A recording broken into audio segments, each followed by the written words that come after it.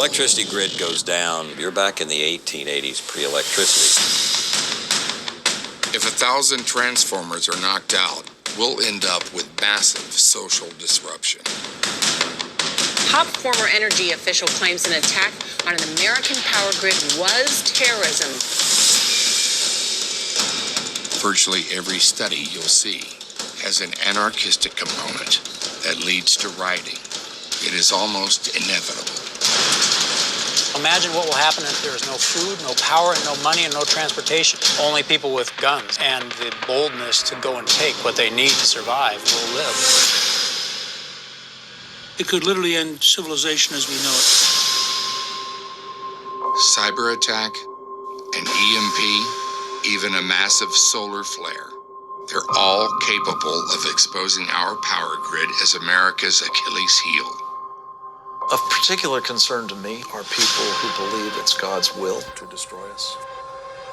Our electric power grids are as vulnerable to cyber attack as the thousands upon thousands of businesses, companies, government agencies that have already been hacked over the last few months. It's not a question of if, it's just a question of when.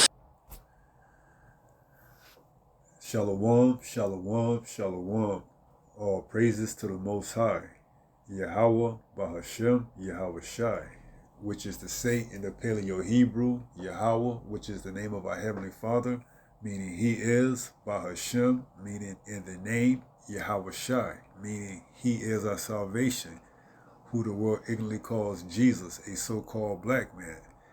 And from the clip that I just played, it's a documentary called Power Down, Grid Up, where they give you a scenario or a few scenarios that what could happen if the three major grids were to go down, okay? And it would be complete anarchy, pandemonium.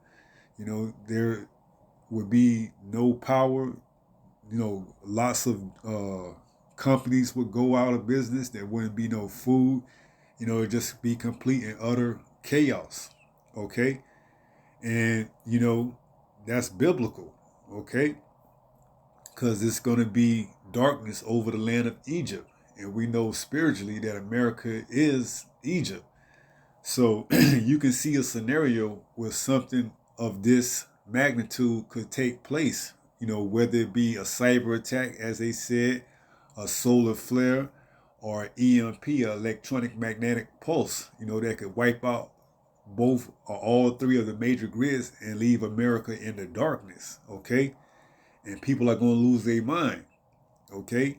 Because you're not going to be able to have access to things that you readily have available to you right now, such as your bank accounts, such as, you know, electricity to, you know, turn your lights on in your house, the things that you take for granted, okay? So if a scenario take place where all the power grids are, you know, attacked from an unknown source and wipe out all the electricity, all the power, and you're left in the darkness, you know, even if you have, let's say, generators to back up your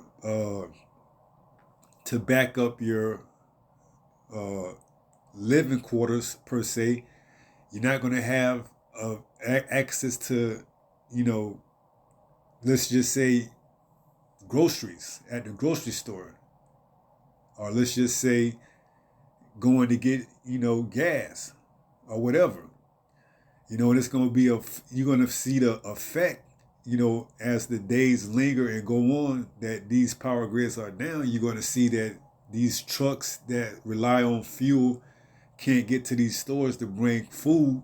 You know, people are going to start rioting, you know, and that's going to be complete pandemonium, okay? Now this is Exodus 10 and 21.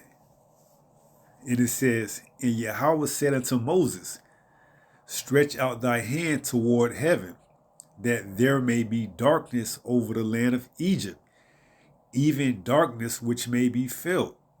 Okay? So this darkness that was in Egypt was a darkness that was felt, because you couldn't see, you know, an inch in front of you. The darkness was just that thick. Verse 22 says, and Moses stretched forth his hand toward heaven, And there was a thick darkness in all the land of Egypt 3 days. Right. So just like there was thick darkness in Egypt in the land for 3 days, there's going to be thick darkness in this Egypt, which is America. And people are just going to, lose their mind because they're not going to know which way to go, left or right, up or down. They're going to be coming and going, They're going to be confused because they're not going to know what's going on. You see? They're going to have no idea to what to look for. They're going to think that things are going to come back and be normal and resume, as it was before, but it's going to be taking them by surprise. Verse 23 says, they saw not one another, neither rose any from his place for 3 days. But all the children of Israel had light in their dwelling place. Right. And the children of Israel that had light in their dwelling place, represented today by the elect, they know what's going on and what to expect, because we are those of the 5 virgins that kept their lamps lit, kept oil in their lamps. So we wouldn't be considered part of the 5 foolish virgins, who didn't. So we know exactly what time we're coming into and what to expect, so when things, take a turn as the society deem it for the worse, it's good for us because we know our salvation is near. Okay? So however it may be when it go down, we are prepared for that. So we don't be, taken off guard, because a lot of individuals are going to be caught off guard. They're going to be left in the dark. Once a major catastrophe of this magnitude take place and they have no clue of what's going on, they're going to be frantic and panicking and looking for solutions and answers, but they're not going to be able to find none.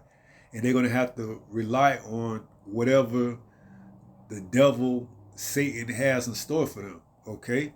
And we know what that ultimately is going to be, which is that mark, which is going to allow things to get back up and running how they were, or at least to be perceived how they were before whatever major event take place to bring forth this. Okay? So this is a heads up and to keep you informed, to let you know that, hey, it could all go down at any point in time, and you need to be prepared and be ready. Okay? So we have to be in that state of mind to know that, anything could change at the drop of a dime, and you have to be ready, to be able to handle that. Okay? So let's just go over this and read it one more time.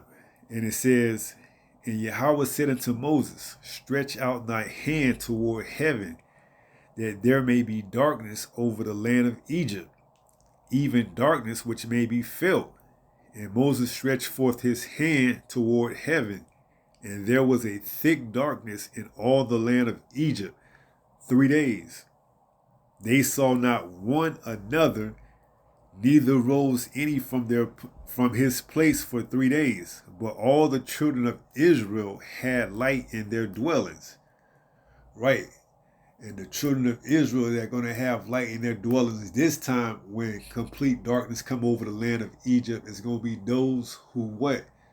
Keep the law, statutes, commandments, and judgments of the Most High, and have the faith of Yahushua.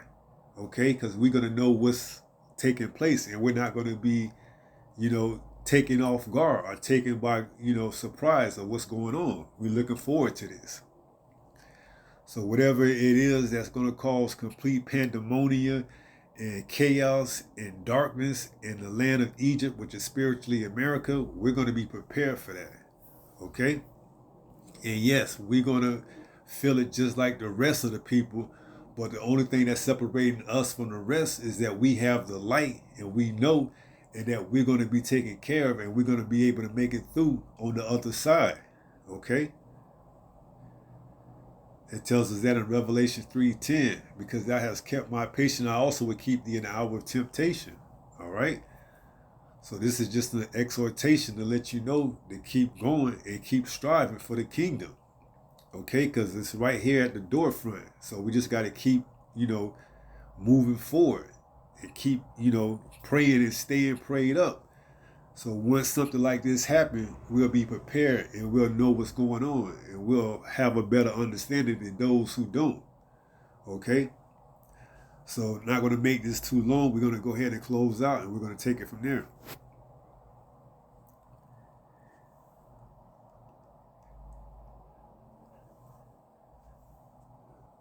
This is 1 Peter 5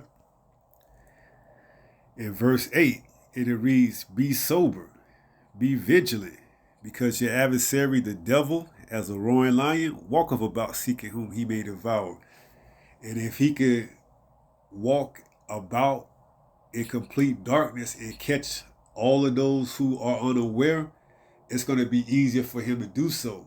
Because, as you know, a lion has better vision, especially at night, than majority of his prey that it hunts.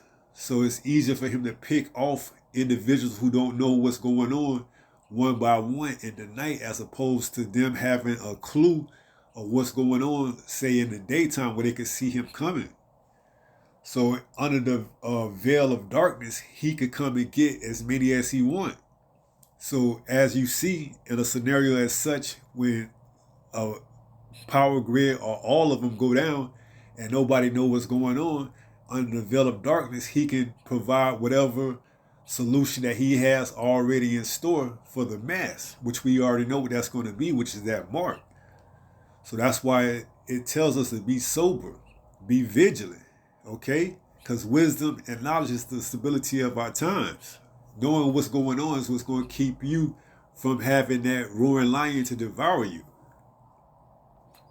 Excuse me. It says in Isaiah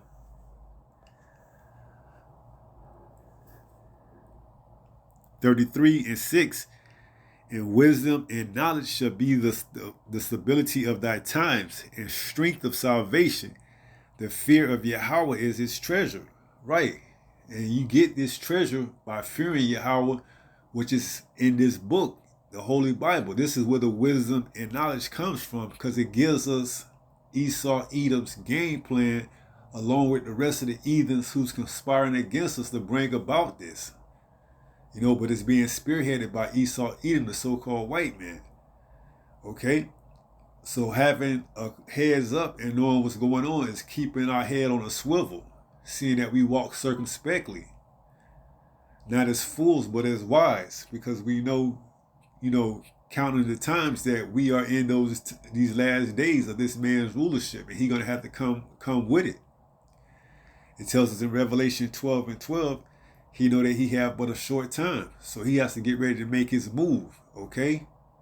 And what better way to make a move than in the, complete darkness, under the guidelines of darkness, okay? So he's looking to make his move. He's going to have to make it, whether it's a cyber attack or EMP, he's got to come with it. His time is running up, and he knows that. So it's only so much that he can do to evade the inevitable until he has to just pull the cord on this system. Speaking of the dollar, okay? And bring forth his new agenda. All right? So that's why we have to be sober and be vigilant, because we know it's coming. We know it's here. We can see it through the signs. It's just a matter of time that he can only uphold this facade for so long, and then he has to just say the heck with it. It is what it is. This system is outdated. We need to bring in and update the new system, which is you. And we need to have you, with that mark so we can track you. Okay? So we just one main event from this whole thing jumping off. All right? So that's why it's imperative that we do our due diligence and that we continue to, keep in this faith, so that we don't be taken off guard with the rest, okay? So, one more time, and then we're going to close out and take it from there.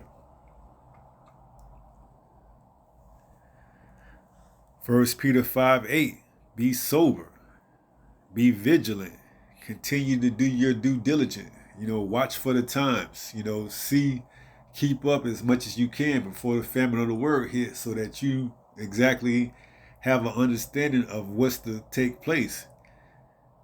Because your adversary, the devil, as a roaring lion, walketh about seeking whom he may devour. And if he can get the whole, mass in complete darkness, it's going to be easy for him to walk about, where he doesn't even have to run. He could just, sit and wait, and you may bump into him. Like it said, woe to them that go down to Egypt. Okay, you gonna come to him. He ain't even gonna have to do much of the walking. You're gonna be walking to him for the solution. Why? Because you can't get your groceries, because you can't get your fuel, because this and that. Now you have to come down and receive the mark so that you can get back on the grid. Okay? So this is why we have to be circumspect, all right? So we know exactly what's to come and we don't be taken off guard, all right? So with that being said, I pray somebody got edified, and if it be the Lord's will, until the next time, stay strong, stay in the faith. We almost home. Shalom.